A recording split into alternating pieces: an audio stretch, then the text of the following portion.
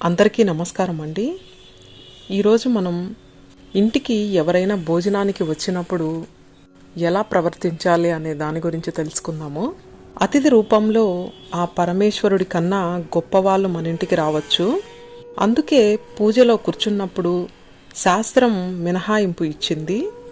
పూజ చేస్తుంటే లేవకూడదన్న నియమం, కానీ పూజ చేస్తుండగా గురువుగారు వచ్చినా మహాత్ములు వచ్చినా పూజ విడిచిపెట్టి వెళ్ళి వారిని ఆదరించాలి. ఎందుకొచ్చారు కనుక్కొని పంపించి తర్వాత పూజ చేసుకోవాలి. అంతే తప్ప నేను పూజలో ఉన్నాను కాబట్టి వారిని చూడను అని అనకూడదు. అదేవిధంగా మనము గజేంద్ర మోక్షం ఎలా వచ్చిందంటే, అతిథి రూపంలో వచ్చిన వాడు మహాత్ముడైతే వారిని సేవించకుండా తన దగ్గర కూర్చోవడానికి పరమేశ్వరుడు కూడా సహించడు. అతిథి రూపంలో వచ్చిన వాడు మహాత్ముడైతే వారిని సేవించకుండా తన దగ్గర కూర్చోవడాన్ని పరమేశ్వరుడు కూడా సహించడు. గజేంద్ర మోక్షం కథామూలం మనకు అదే చెబుతుంది. ఒకప్పుడు ద్రవిడ దేశంలో ఇంద్రదమ్యుడు అనే రాజు అంతఃపురాన్ని విడిచిపెట్టి ఒక కొండ మీదున్న ప్రశాంత ప్రదేశంలో కూర్చొని జపం చేసుకుంటున్నాడు. ఆ సమయంలో మహాత్ముడైన అగస్త్యుడొచ్చాడు. ఇంద్రదమ్యునుడు లేచి నమస్కరించి ఆజ్ఞపాద్యాలు ఇచ్చి ఉంటే తరించిపోయి ఉండేవాడు. కానీ ఆయన వస్తే నాకేంటన్నట్లు ఉండిపోయాడు. నువ్వు తమో గుణంతో ప్రవర్తిస్తున్నావు కాబట్టి వచ్చే జన్మలో ఏనుగై పుడతావు అని శపించాడు అగస్త్యుడు. అయితే ఈ జన్మలో జపతపాదులు చేశావు కాబట్టి నీ ప్రాణం మీదకి వచ్చినప్పుడు పరమేశ్వరుడిని గుర్తొచ్చి శరణాగతి చేస్తావని వరమిచ్చాడు.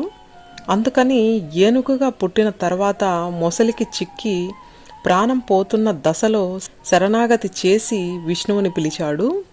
అతిథి దేవో భవ అని శాస్త్రం అన్నది అంటే అంత మర్యాదతో కూడుకున్న వాక్యం అది. అమర్యాద అంటే అతిథిని పూజించకుండా ఉండడం అంటే ఇంటికొచ్చిన వాళ్లకు అన్నం పెట్టకుండా ఉండడం అని కాదు. నువ్వు అన్నం పెట్టినా పలహారం పెట్టినా అన్న లెక్క ఉండదు. నీ మర్యాద ఎటువంటిది అనేదే ప్రధానంగా ఉంటుంది. అదేవిధంగా కుటిల బుద్ధి ఉన్న వారిళ్ళకి పోవద్దు అని మనకి ఈ కథ ద్వారా తెలుస్తుంది. కుటిల బుద్ధి గలవారి ఇండ్లకు పోవద్దంటూ దక్షయజ్ఞం ఘట్టంలో పరమేశ్వరుడు పార్వతీదేవితో చెబుతాడు. వారేం నష్టపోతున్నారో వాళ్ళకి తెలియదు, దుర్మార్గులైన వారేం చేస్తారో తెలుసా. పరమ భాగవోత్తముల పూజనీయులు ఇంటికొస్తే అదర బుద్ధితో తలుపు తీయరు, రండి లోపలికి అని పిలవరు. తలుపు కొద్దిగా తీసి కనుబొమ్మలు ముడేస్తారు. ఎందుకొచ్చారంటూ చూస్తారు, నిన్ను పలకరించరు. నువ్వలా బయటే చాలాసేపు కూర్చుని ఉంటే వస్తున్నా ఉండండి అని ఆ తర్వాత ఎప్పుడో వచ్చి పలకరిస్తారు. ఆ తర్వాత వారు నీకు అన్నం పెట్టినా పరమాన్నం పెట్టినా నీ మనసుకు తగిలిన గాయాన్ని తట్టుకోలేవు పార్వతి, నా మాట విను.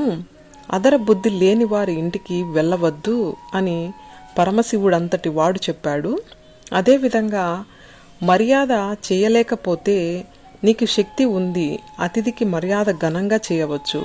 అదే నీకు శక్తి లేనిచో అసలు చేయలేకపోవచ్చు. చేయలేకపోతే వచ్చే నష్టం ఏమీ ఉండదు. కానీ చేయలేకపోతున్నానన్న మాట పరమ మర్యాదతో చెప్పాలి. అయ్యా నన్ను క్షమించండి, మీ వంటి మహాత్ములు వస్తే ఇవాళ నేను ఆతిథ్యం ఇవ్వలేకపోతున్నా, ఫలానా నిస్సహాయ స్థితిలో ఉన్నాను, క్షమించండి అని ఒక్క మాట చెబితే వారు పరవశించి వెళ్ళిపోతారు. ఆతిథ్యం అనేది అంత శక్తివంతమైనది.